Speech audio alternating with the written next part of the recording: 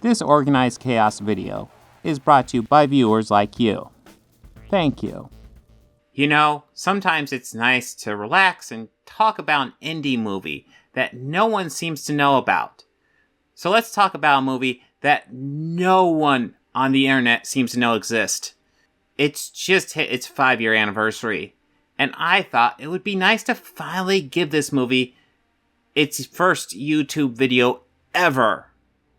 So the first time ever, here's a YouTube video on the little independent film classic, Star Wars: The Last Jedi. This is obviously a joke, but this video will be unique. My co-host of the Fandom initiative, Turf Nation, said he wanted to do a positive video on The Last Jedi for its 5-year anniversary, and I thought, awesome, I'll just steal his idea and completely rip it off. Wait, no. What I meant to say is, wouldn't doing a 5-year anniversary video be a good idea for us all to do together? Yeah, I'll definitely go ahead with that one and cut out the part about stealing his idea. I wouldn't want to be super lazy and leave that in. But to be 100% serious, I love Turf's idea. We could all pay our respects to The Last Jedi in our own way, and try to balance out the insane hate this movie gets, because I love The Last Jedi. I love The Last Jedi. I understand it's not perfect, but I also understand that no movie is perfect, except maybe The Shawshank Redemption and Mad Max Fury Road, but that's only 2 movies in all of cinema history. Star Wars: The Last Jedi is easily one of the best Star Wars movies, and the best produced by Disney since they purchased the franchise. After giving The Force Awakens to J.J. Abrams, which is a rather obvious choice given the Star Trek movies he's made, Disney and Kathleen Kennedy made a risky choice for the sequel and had the reins to Rian Johnson, a filmmaker known to the fan community at large, and someone who has a great deal of stuff under his belt, but nothing that has truly pierced pop culture consciousness. I thought Looper was a cool sci-fi story, and absolutely loved the atmosphere and the tone of the detective noir Brick. I was excited to see what Johnson would create, given the ability to make a Star Wars movie, and he does not disappoint. One thing that Johnson does with this movie is bring the epic, sprawling space opera and limit the scope and allow better focus on the characters.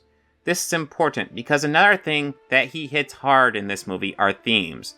I don't know if I've said this before, but I'll say it now. I love themes. Now, everyone talks about the theme of failure, and I don't want to dwell on it too long, but I'd be remiss if I didn't mention it and talk about it. But weakness, folly, failure also. Yes, failure most of all. The greatest teacher, failure is. Rey is convinced she can save Kylo. In fact, she's convinced she can save him to the point where she ignores Luke and leaves him to save Kylo, only to push him further to the dark side. I want you to join me. We can rule together and bring a new order to the galaxy. Don't do this, Ben. Please don't go this way. Luke is convinced the Jedi must die, and that nothing good can come from them. Poe chooses to attack a dreadnought against Leia's orders, and gets most of the fleet destroyed. Then he works with Finn and Rose to try an insane plan to get the codebreaker that will allow the Resistance to escape. These are all failures to some degree. And yes, Rey is on this list, and is in no way remotely a Mary Sue, so let that comment go. The failure theme is fantastic, but now let's dive into the theme I truly enjoy about this movie. And it has to do with their personal choices. It has to do with how they respond to their failures. Each and every character in this movie are essentially mini protagonists that all follow their mistakes. And how they choose to handle those mistakes are what define them as heroes or villains. This theme flows through most of the major characters. Finn, Poe, DJ, Holdo, all experience this to some degree. But to make this as concise as possible, we'll focus on 3 major characters that make this dynamic the most clear. It will of course be the main hero and the 2 major villains of the piece. Now you might be wondering who the hero and 2 villains are I'm referring to. And if you saw the Fandom Initiative's live stream, you know the answer, so I ask that you keep it to yourself, so that your fellow audience members will be surprised, because they might be able to hear your thoughts, because that's a thing that YouTube does. Shut up. So the hero I'm referring to would be the easy one to guess. This is of course Rey. The two villains are Kylo Ren and, drumroll please, thank you editor, which is also me. The second villain is Luke Skywalker. Now obviously there's a difference between Luke and Kylo. In fact, there are many differences. Kylo as a character is pretty much in full villain mode, working with Snoke to do evil stuff. Luke is not in favor of that, and is ideologically aligned with Rey. So how can he be evil?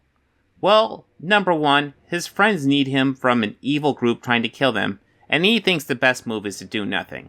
Not very heroic, obviously, but we go a step deeper and ask why is he doing that? And why is he a villain for so much of this movie? Well, what makes Luke and Kylo different from Rey? Well, all these characters in this movie fail a lot.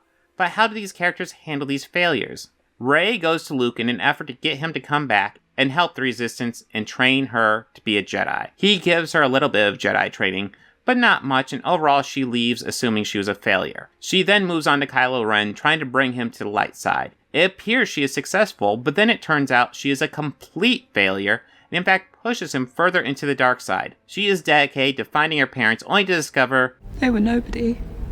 They were filthy junk traders who sold you off for drinking money. The dead in a pauper's grave in the Jakku Desert. After all this, she goes to what's left of the Resistance in an effort to help them. She keeps on failing, but does not let those failures define her, and continues forward. Kylo Ren is tempted to the dark side by Snoke, so much so that Luke senses the darkness in him.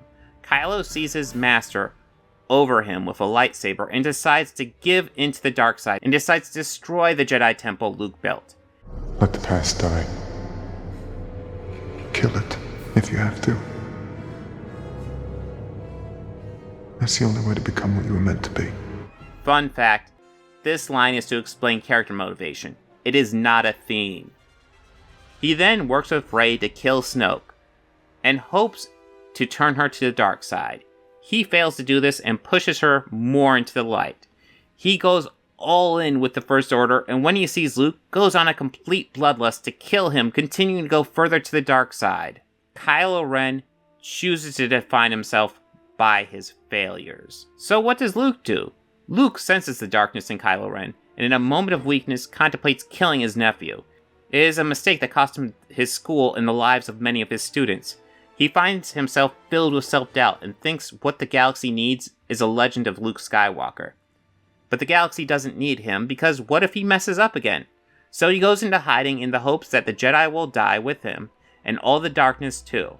He convinces himself that his presence can only make things worse. In other words, he defines himself by his failures. So saying The Last Jedi is about failure is correct, but you take it one level deeper and you can really start exploring people's relationships to their failure.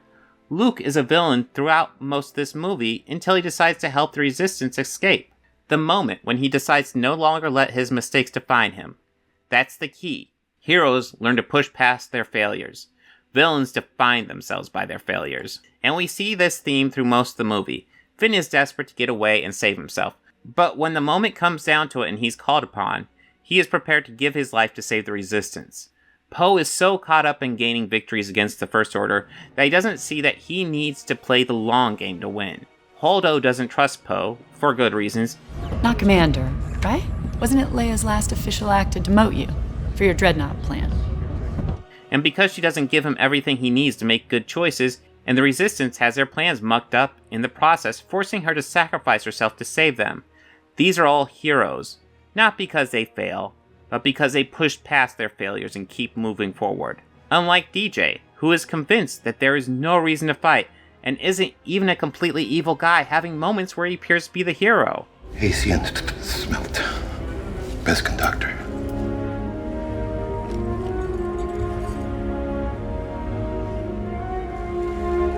But when pushed into a corner, he doubles down on not getting involved. We got caught.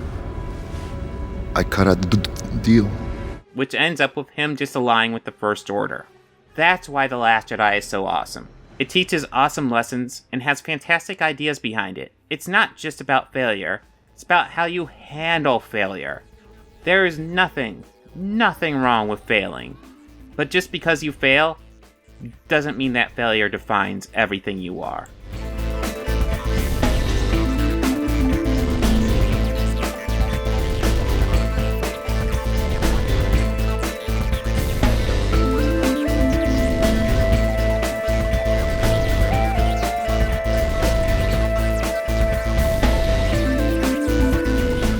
They think order and chaos are somehow opposites and try to control what won't. Do you enjoy pain? Pain don't hurt.